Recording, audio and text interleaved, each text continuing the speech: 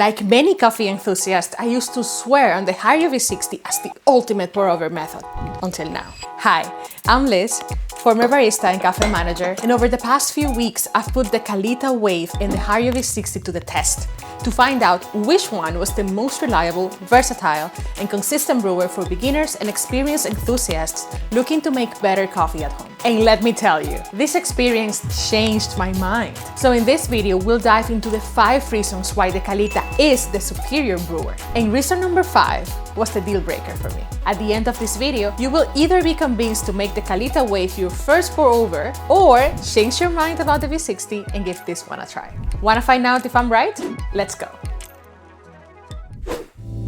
From a first glance, both the Kalita and the V60 look pretty similar. Funnel-like tools with similar ridges around and a base to hold on to your mug or carafe. They also come in the same materials, although here I'm testing a metal Kalita versus a ceramic V60. And yes, this does affect the comparisons you'll see here, but we'll talk more about that in a moment. Upon taking a closer look, we realized where the true differences are. And the more I used it, the more those differences stood out. So how will these design choices affect coffee? And how does the Kalita Wave's design improve my experience over the legendary V60? Here's where the debate gets even more heated, because we're looking at a flat bottom versus a cone-shaped design. The V60, as the name implies, is shaped like a V, and so are its filters. It has this large opening here and internal ridges that allow a faster flow rate and gives you more control over extraction. This means you can adjust your pouring technique to highlight different flavor notes, resulting in more dynamic taste profiles. But this blessing can also be a curse in disguise,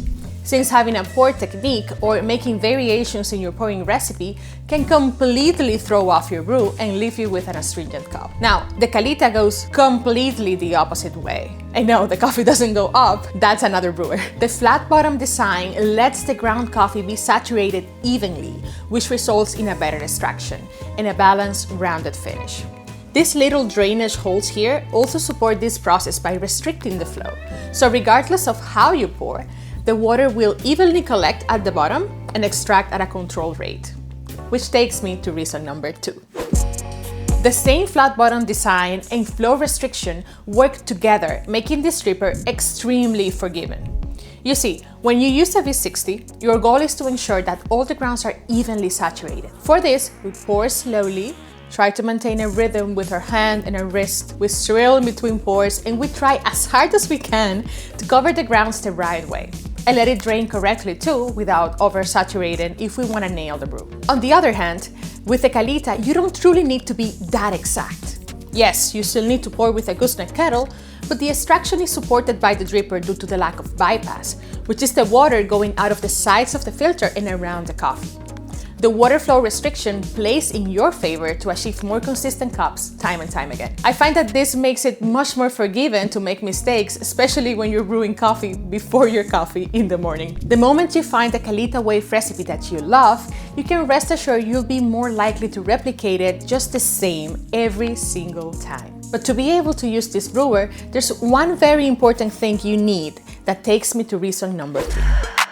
It's not just the design of the dripper that makes the Kalita superior, but the filter design as well. Obviously, brewers need filters and won't work without them. Although we might argue that you can technically brew in the Kalita without a filter, but I digress. The Kalita Wave filter is part of why it gets its name, as its wavy shape is pretty recognizable. It also accommodates to the flat bottom of the dripper, and I personally find that it's a filter that you can find easier on grocery stores and supermarkets, not just on dedicated online stores, coffee gear stores, or coffee shops as it is with the V60. Of course, depending on where you live, this might vary, but I see those Kalita filters pretty often. Now, there's one thing about the filter that makes it truly better. As you can see, while brewing, the filter barely makes contact with the dripper. And this is a huge deal. Remember I mentioned the material earlier? Here's something you probably didn't know. Both these brewers come in ceramic, glass, and metal. Ceramic drippers don't retain a lot of heat, but metal drippers are no better. Even if they get up to temp quicker, they also lose heat pretty fast. Glass does a better job retaining heat, and plastic is surely the best option for heat in spite of durability. For this video, I made all of my tests with a ceramic V60 versus a stainless steel Kalita. In theory, this should totally invalidate my conclusion, right? Wrong. The Kalita filter design mostly renders the dripper material irrelevant due to the lack of contact I mentioned earlier. And this very temperature stability is what I want to talk about on my next point. If there's something I struggled with brewing with a V60 was the output temperature. Especially in colder seasons, I had to make sure everything was preheated and avoid taking too long. And if my grounds were too fine, I was totally screwed. And we'll come back to this later. But how does the Kalita overcome this issue? Yes, the filter is one key element for it. Avoiding contact with a cold surface will maintain the heat, but it's not the only thing helping. The very design of the Kalita comes back into play here. When brewing with this tool, the hot water collects evenly at the bottom while extracting, helping the heat be contained for longer. As you can see here, using the same beans and grind size, the Kalita maintain a higher temperature than the V60. But despite temperature stability, filter design, forgiveness, and consistent taste, there is one reason that made me ultimately confirm this is the absolute best brewer, especially for those who are studying in the coffee world. And let me tell you, when I first started using the V60, this was my biggest headache, which I would have avoided if I had known the Kalita back then. But us coffee nerds love a challenge anyways. And before we talk about it, if you're enjoying this video, or even if you're in complete disagreement with me, please subscribe, like this video, or at least leave a comment with your thoughts so this reaches more coffee lovers like us and opens the opportunity for valuable conversations and new learnings that can help us all elevate the coffee we're making at home. Now, let's talk about grind size. Usually, when brewing pour-over coffee, we need to go coarser on the grinder. Naturally, we need to find the best grind size that works with your current beans and the brewing method as well, as we want to get the best extraction and taste. You might not have the best grinder or the right grinder that can help you achieve that delicious cup. Maybe you don't really know what that grind size is, so you test and you test, wasting cups until you find the perfect settings. But you know what? The Kalita doesn't give a flying f about this. I'm so sad that I don't have the refractometer to show you the extraction levels, so you'll need to trust my taste for now. But there's one important issue that I don't encounter with the Kalita, and that is clogging.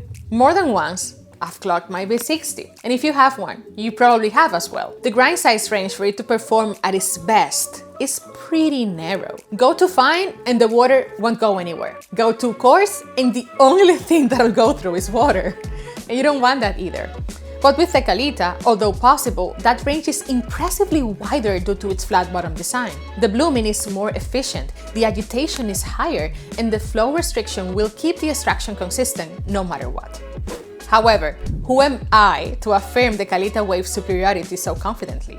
And who am I to say that you should pick it instead of the V60? The V60 also has its benefits, and I might have different things to say about it, but that's a topic for another video. I encourage you to get or borrow both of these brewers, do your own testing, and come to your own conclusions. Thank you for watching, and I'll see you next time.